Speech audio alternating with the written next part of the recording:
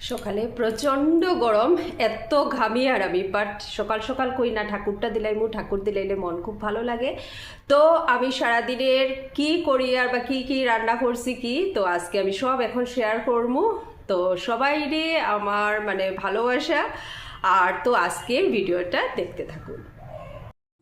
তারপর আমি দিয়ে দিলাম ঠাকুর। সকাল সকাল ঠাকুর দিলে মন সত্যিই ভালো হয়ে যায়, আর প্রদীপের আলোয় ঠিক যেমন মনটা ভরেই যায়।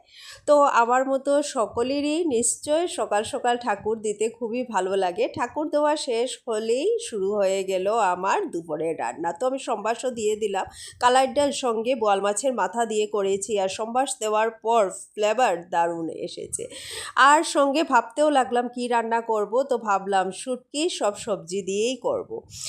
শীতের দিনে শুটকি সব সবজি দিয়ে করতে কিন্তু খুবই ভালো লাগে, কারণ সেখানে শিম আর ফুলকপিও অ্যাড করা যায়, যেটা আমার এখন পসিবল হয়নি গরম দিন যেহেতু। তো আলু, বেগুন আর মূলা দিয়ে দিলাম।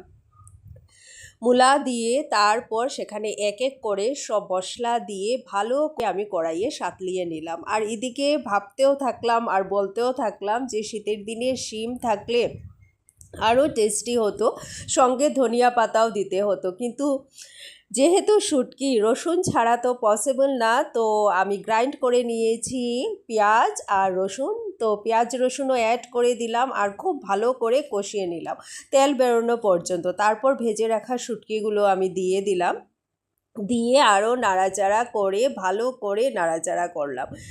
আর ফ্লেভার তো দারুণ আসছিল, কারণ সব সবজির সাথে শুটকি কিন্তু ভালোই লাগে। ছোট শুটকি ছিল, লটকা শুটকি হলে মনে হয় আরও বেশি ভালো হতো, বাট যাই ছিল ভালোই ছিল।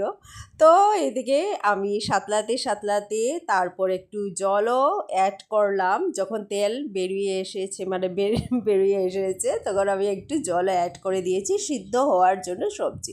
তো আমার সবজি সিদ্ধ হয়েই আসলো, আর এদিকে রেডি হয়ে গেল আমার শুটকির তরকারি, আর সঙ্গে ছিল ডাল, বোয়াল মাছের মাথা দিয়ে, আর কুমড়া চচ্চড়িও করেছি শস্য দিয়ে, যেটা আমার শেয়ার করা হয়নি টাইমের জন্য। বিজি থাকার দরুন সব কিছু শেয়ার করা পসিবল হয় না, তো যতটুকুই করেছি অতটুকুই শেয়ার করলাম। আর সন্ধ্যা হতেই বসিয়ে দিলাম চা। চা ছাড়া ইভিনিংয়ের এনার্জি পাওয়া যায় না, কারণ রাত্রে ডিনারের রেডি করতে গেলেও চারই দরকার।